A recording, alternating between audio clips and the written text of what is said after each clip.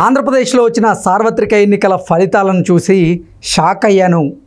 ఇదేంటి వైఎస్ఆర్సీపీ ఇంత పని చేస్తే ప్రజలు ఇటువంటి రిజల్ట్ ఇచ్చారేంటి అంటూ జగన్మోహన్ రెడ్డి అసలు హిమాలయాలకు వెళ్ళిపోవాలనుకున్న అన్నీ వదిలేసి అంటూ వైసీపీ నేతలతో ఆయన చెప్పినట్లుగా రానున్న రోజుల్లో జగన్మోహన్ రెడ్డి వైసీపీని క్లోజ్ చేసి హిమాలయాలకు వెళ్ళబోతున్నట్లుగా కొన్ని వార్తలు సోషల్ మీడియా వేదికగా చక్కర్లు కొడుతున్న నేపథ్యంలో ఈ అంశం మీద మనం విశ్లేషణ చేసుకునేటువంటి ప్రయత్నం చేద్దాం. ప్రస్తుతం మనతో పాటున్నారు ప్రముఖ రాజకీయ విశ్లేషకులు, ప్రముఖ సీనియర్ జర్నలిస్ట్ దుర్గా వడ్లమణి గారు. వారితో మాట్లాడదాం. దుర్గా నమస్తే అండి. నమస్తే. సార్వత్రిక ఎన్నికల ఫలితాలు చూసి షాక్ అయ్యాను. అసలు వైసీపీ ఇంత కష్టపడితే ఇటువంటి రిజల్ట్ వచ్చాయంటే ఇవి చూశాక నేను అన్నీ వదిలేసి హిమాలయాలకు వెళ్ళాలనుకున్నా అంటూ జగన్మోహన్ రెడ్డి వైసీపీ నేతలతో అన్నట్లుగా రానున్న రోజుల్లో వైసీపీని క్లోజ్ చేసి ఆయన హిమాలయాలకు వెళ్ళబోతున్నట్లుగా కొన్ని వార్తలు అయితే వస్తూ ఉన్నాయి. దీని మీద మీ విశ్లేషణ ఏంటి? ఏమండి, ఇన్ని చేస్తే అన్నాడు, అందుకే అన్ని చేశాడు కాబట్టి జనాలు ఇంట్లో కూర్చోబెట్టారు. ఆయన ఏం చేశాడు, ఇన్ని చేస్తే అంటే ఆయన దృష్టిలో నవరత్నాలని నేను అమలు చేశాను, నేను ఎన్నో పథకాలను ఇచ్చాను. మీరు సంక్షేమాలు ఇచ్చారండి, మీరు రాష్ట్రాన్ని ఏం చేశారో మీకు తెలియదా? రోడ్లు వేయించారా? మీరు అసలు ఏది చేయకుండా ఇన్ని చేశానంటే మీ అవినీతి చూసాకే ప్రజలు షాక్ అయ్యారు. కాకపోతే వాళ్ళు షాక్ అవ్వడం కరెక్ట్ అయిన తర్వాత వచ్చిన ఈ రిషికొండ ప్యాలెస్ 26 ప్యాలెస్లు తేల్చి చెప్పాయి కాబట్టి ప్రజలు సరైన నిర్ణయమే తీసుకున్నారు. సో సార్వత్రిక ఎన్నికల ఫలితాలు చూసి అసలు షాక్ అయ్యాను, అన్నీ వదిలేసి హిమాలయాలకు వెళ్ళాలనుకున్నాను, కానీ 40% ఓట్లు మనకి పోలవడంతోనే ఆగిపోయాను అంటూ జగన్మోహన్ రెడ్డి కొంతమంది వైకాపా నాయకులకి ఆయన చెప్పాడా? దాంట్లో వాస్తవం ఉందా అంటే ఏం చెప్తారు? ఉండొచ్చండి, ఎందుకంటే ఆయన మాట్లాడారు కదా కార్యకర్తలతోటి, నాయకులతోటి. ఆయన ఒక సమావేశం పెట్టుకున్నారు కదా, అది లేటుగా బయటకు వచ్చి ఉంటుంది. ఆయనకి మనం మొదటి నుంచి చెప్పాం కదండి, ఆయన్ని అంటే వాస్తవాలకు దూరంగా పెట్టారు ఆయన్ని. అది కర్మ. ఆయన ఫస్ట్ నుంచి ఒక భ్రమలో ఉన్నారు. ఆయన లాస్ట్ మినిట్ వరకు, ఈవెన్ రిజల్ట్ రోజు కూడా. అందుకే ఆయన మీకు గుర్తుంటే లండన్ వెళ్ళే ముందు కూడా ఒక ఇచ్చిన ఇంటర్వ్యూలో, అంటే ఎలక్షన్ ముందు ఇచ్చిన ఇంటర్వ్యూలో వై నాట్ 175, లండన్ వెళ్ళే ముందు ఆయన ఏమన్నారు, మనం ఖచ్చితంగా 151 కాకపోతే 154, 155 మనకు వస్తాయని ఐపాక్ వాళ్ళతో చెప్పారు కదా. అంటే అంత కాన్ఫిడెంట్గా ఉన్నారు. అంటే ఆయన ఎంత నమ్మకంగా మనం గెలుస్తున్నామని చుట్టూ ఉన్న వాళ్ళు చెప్పారో మనకు అర్థమవుతుంది. ఆయన ఇంకా సర్వేలు అంటారు. ఎన్ని సర్వేలు ఆయనకి ప్లస్గా చెప్పాయండి? మొత్తం 40 సర్వేలు వస్తే ఒక 5, 6 ఆయనకి ఫేవర్గా చెప్పాయి అంతే. ఆయన అందులో కూడా భ్రమలోనే ఉన్నాడు. ఇప్పుడు మనకి ఇదేంటి 6వ స్థానం కూడా మార్చి చెప్పాడని మనం మొత్తుకుంటూనే ఉన్నాం. ఎందుకంటే ఆయన ఇచ్చిన నెంబరింగ్ మనకు గుర్తుంది మనందరికీ కూడా. 71 to 81, తర్వాత 90 ఎంతో, ఈయనకి 94 ఎవరికి, వైసీపీకి. అలా ఎలా ఇస్తాడు ఆయన? ఆయన మార్చి ఇచ్చాడు అంటే ఆయన తన వృత్తికి అన్యాయమే చేసుకున్నాడు. సరే, ఏది ఏమైనప్పటికీ ఆయన భ్రమల్లో ఉండి అనుకున్నారు.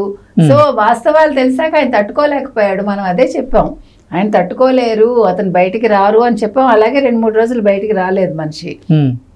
ఆయన కూడా మీటింగ్లో ఒప్పుకున్నారు, నేను హిమాలయాలకు వెళ్ళిపోదాం అనుకున్నాను అన్నారు. ఆయన హిమాలయాలకు వెళ్ళి ఆయన ఎలా ఉంటారండి ప్యాలెస్ లేకుండా? అంటే హిమాలయాలో రాజకీయ సన్యాసం చేసిన తర్వాత ఏం చేస్తారండి? ఈ రాజకీయ సన్యాసం చేస్తే వ్యాపారం సన్యాసం చేయలేరు కదండి, వ్యాపారాలు ఉన్నాయి కదా. ఇప్పుడు ఆయన వ్యాపారాల్లో ప్రశాంతత కోసం ఆయన హిమాలయాలకు వెళ్ళడం తప్పులేదు, వెళ్ళమనండి, ఎవరు వద్దంటల్లా. కానీ అది ఆయన ఆరోగ్యానికి అది సరిపోదు. ఆయన మనస్థితికి ఆయన హిమాలయాల్లో ఆయన ఉండలేరు. అంటే హిమాలయాలకి వెళ్ళినా కానీ జగన్మోహన్ రెడ్డి ప్రశాంతంగా ఉండలేరని నేను అంటున్నా. మానసిక స్థితికి అక్కడ సూట్ కాదు ఆయనకి. ఆయనకి ప్యాలెస్లు ఉండాలి, ఆయనకి డబ్బు ఉండాలి, ఆయనకి అన్ని ఆయన అనుకున్నట్టుగా ఆయనకు ఉండాలి. ఇప్పుడు ఇది రాజకీయాల్లో ఓడిపోతే జీవితం అయిపోదు కదండి. అవన్నీ తాత్కాలిక ఏమనాలి కోరికల్లాగా అనుకోండి. హిమాలయాలకు వెళ్ళిపోవాలనుకున్నానంటే అది క్షణికావేశంలో తీసుకున్న నిర్ణయం అన్నమాట. కాబట్టి నిజంగా వెళ్ళిపోయేవాడు ఎప్పుడైనా వెళ్ళిపోతాడు, అది వేరే విషయం. కానీ 40% ఓటింగ్ వచ్చింది కాబట్టి, ప్రజల తీర్పు ఉంది కాబట్టి నేను ఉండదలుచుకున్నాను అన్నాడు. సరే చూద్దాం, మంచిదే. 29లో వస్తానని ఆయన అనుకోవచ్చు. 29కి ఎవరుంటారో ఎవరు వెళ్తారో ప్రజలు నిర్ణయిస్తారు. మీరు నేను ఏమీ చేయలేము. ఇప్పుడు తెలుగుదేశం కూటమి పరిపాలన బాగుంటే వాళ్లే కంటిన్యూ అవుతారు. కాదు మాకు జగన్మోహన్ రెడ్డి కావాలి, మాకు పథకాలే కావాలి అనుకుంటే ప్రజలు ఆయనకి పట్టం కడతారు. కాబట్టి ఇందులో మనం ఏమి చేయలేము. మనం ఆయన మనస్థితి అదంతే. ఇంతకీ వైఎస్ఆర్సీపీ ఉంటుందా, లేదంటే వైఎస్ఆర్సీపీని క్లోజ్ చేసి నిజంగానే జగన్మోహన్ రెడ్డి ఎందుకు ఈ సమస్యలన్నీ నాకు అనుకుంటూ హిమాలయాలు బాట పెట్టేటువంటి అవకాశం ఉందా అంటే ఏం చెప్తారు? ఆయన ఎందుకు క్లోజ్ చేయడం అండి? క్లోజ్ చేయాల్సిన వాళ్ళే క్లోజ్ చేస్తారు. ఇప్పుడు ఆయన మీద కేసులు ఉన్నాయి, కేసులన్నీ తవ్వితోడతారు. ఇప్పుడు కొత్త కేసులు కూడా ఉన్నాయి కదా, పాత వాటికి తోడు. పాతవి పక్కన పెడితే కొత్తవే చాలా ఉన్నాయి. సో ఈయన జైలుకి వెళ్తే ఇప్పటికే ఎవరికి వాళ్ళే ఎక్కడ జంప్ అవుదామా అని చూస్తున్నారు. ఒకవేళ బీజేపీ వాళ్ళు తీసుకోకపోతే జనసేనలోకి వెళ్ళిపోదామని చూస్తున్నారు. తెలుగుదేశం ఎలాగో తీసుకోదు కాబట్టి వాళ్ళు జంప్ అయిపోతే ఇంక పార్టీ ఎక్కడ ఉంటుందండి. ఆయన అప్పుడు ప్రశాంతంగా హిమాలయాలకు వెళ్ళి తపస్సు చేసుకోవచ్చు, ఏం ప్రాబ్లం లేదు. అంటే ఆయన ఏదో ప్రతిపక్ష హోదా అడుగుతున్నట్టున్నారు, అది కనుక ఇస్తే ఉండే అవకాశం ఉందంటారా? ఏమండి, ఎవరైనా అడిగి తీసుకుంటారండి, అది సహజంగా ఉంటే వాళ్లే ఇస్తారు. ఆయనకి అది తెలియదు, ఆయనే చెప్పారు 2019లో. ఆయన వీడియో వింటే ఆయనకే అర్థం అవుతుంది. ఆయనకి మళ్ళా నాకు ప్రతిపక్ష హోదా ఇవ్వండి అప్పుడు కానీ నేను రానని బెదిరిస్తే ఎందుకు ఇస్తారండి? అంటే రాజ్యాంగంలో ఎక్కడా లేదు 10% సీట్లు వచ్చిన వాళ్ళకే ప్రతిపక్ష హోదా ఇవ్వాలని, కాబట్టి మా పార్టీకి ప్రతిపక్ష హోదా ఇవ్వండి అంటూ ఆయన స్పీకర్కి లెటర్ రాయడం ఎలా చూడొచ్చు మనం? అదే ఆయన మనస్థితికి సారీ ఆయన మానసిక స్థితిని దర్పణం పడుతోంది అంతే. ఇప్పుడు అందరికీ తెలుసు 11 సీట్లకి ఎవరు ఇవ్వరు ప్రతిపక్ష హోదా అని. ఆయన ఏమని బెదిరించారు చంద్రబాబు నాయుడు గారిని? మీ వైపు నుంచి కొద్ది మందిని లాగేసుకుంటే మీ పరిస్థితి ఏంటి అన్నాడు ఆయన. మీకు ప్రతిపక్ష హోదా ఉండదని. అంటే ప్రతిపక్ష హోదా అనేది ఇప్పుడు అధికార పార్టీ ఇస్తే రాదు, ప్రజలు ఇస్తే వస్తుంది అంటారా? ప్రజలు కూడా కాదండి, ఇప్పుడు 18 సీట్లు ఉండుంటే ఆయనకు వచ్చేది ప్రతిపక్ష హోదా. అదే ప్రజలు ఇస్తేనే కదా 18 సీట్లు వచ్చేది. అంతే, ప్రజలు ఇవ్వదలుచుకోలేదు, నీకు ప్రతిపక్షం కూడా వద్దనుకున్నారా వాళ్ళు, అందుకని ఇవ్వలేదు. నువ్వు అడుక్కోవటం ఏంటి? మీరు ఇస్తేనే నేను వచ్చి మాట్లాడతాను బెదిరించడం ఏంటి? నేను చిన్నపిల్లాడు ఆయన. అంటే అదొక వ్యూహం అని చెబుతున్నారు. అంటే జగన్మోహన్ రెడ్డి రానున్న రోజుల్లో అసెంబ్లీకి రాకుండా ఉండేందుకే ఇటువంటి వ్యూహాన్ని రచించారని, అందులో భాగంగానే ఆయన ప్రతిపక్ష హోదా ఇవ్వండి అంటూ వైఎస్ఆర్సీపీకి ఆయన లేఖ రాసినటువంటి నేపథ్యంలో ఇప్పుడు ఒకవేళ గనక కూటమి ప్రభుత్వం గనక ప్రతిపక్ష హోదా గనక ఇవ్వకపోతే జగన్మోహన్ రెడ్డి పార్టీకి ఇక రానున్న రోజుల్లో ఆయన అసెంబ్లీకి రాకూడదు అనేటువంటి నిర్ణయానికి వస్తాడు. సో ప్రజల్లో ఏదో ఒక కారణం చూపించాలి కాబట్టే ప్రతిపక్ష హోదా ఇవ్వలేదు, అందుకే మేము అసెంబ్లీకి వెళ్ళాలనుకోవడం లేదు అనేటువంటి సాకును కూడా చూపించబోతున్నాడు అంటూ కొన్ని వార్తలు వస్తున్నాయి. ఏంటి అది నిజంగా వ్యూహమేనా? వ్యూహం అంటే ఇప్పుడు ఆయన ఎలాగా అసెంబ్లీకి రారని మనకు తెలుసండి. ఇప్పుడు ఫస్ట్ రోజే మనకు అర్థమైపోయింది. అసలు ఫస్ట్ రోజు వచ్చి ప్రమాణ స్వీకారం చేస్తారా చేయరా అనే దాని మీద ఆలోచన ఉండింది. సరే వచ్చారు, 5 నిమిషాలు కూర్చున్నారు, అదే వచ్చారు 5 నిమిషాల్లో చేసేసారు, వెళ్ళిపోయారు. కరెక్ట్ 10 నిమిషాల్లో పావుగంట ఆయన ఉన్నారు సభలో. కాబట్టి ఆయన రాదలుచుకోలేదు, ఆయన తట్టుకోలేరు. ఆయన ఇప్పుడు ప్రతిపక్ష హోదా అంటే కొంచెం కేబినెట్ హోదా వస్తుందని ఆయన ఉద్దేశం. కాబట్టి ప్రతిపక్ష హోదా ఇవ్వరు, అది ఇచ్చేదానికి అవకాశం లేదు. ఆయన చెప్పిందే. ఆయన ఇప్పుడు నాకు మీరు ప్రతిపక్ష హోదా ఇస్తేనే నేను ప్రజల గురించి మాట్లాడతాను బెదిరించడం ఏంటండి? ప్రజలకు తెలీదా? అంటే ఇదొక సింపతి గెయినింగ్ అనమాట. అంటే నాకు వాళ్ళు అడిగినా ఇవ్వలేదు సుమా, అందుకని నేను మీ తరఫున రావట్లేదు శాసనసభలో అని చెప్పుకుంటాడు ఆయన వెళ్ళి. ఇప్పుడు ప్రజాక్షేత్రంలో వెళ్ళి చెప్పుకుంటాడు అనమాట. అది చెప్పుకోవడానికి ఇక్కడ ఈ కథలంతాను. ఏం చెప్పే అవకాశం ఉంది?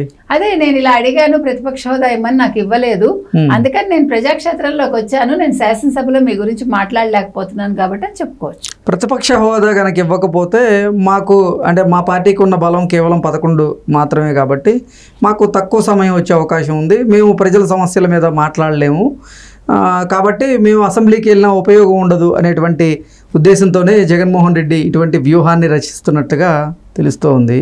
ఏమంటారు? ఏముందండి, 23 సీట్లు వస్తేనే ఏడిపించాడు ఆయన. మరి 11 సీట్లు వస్తే నువ్వు మళ్ళీ అసలు ఎదురు చూడటం ఏంటి? అసలు ఆయన అర్థం లేని వాదన అది.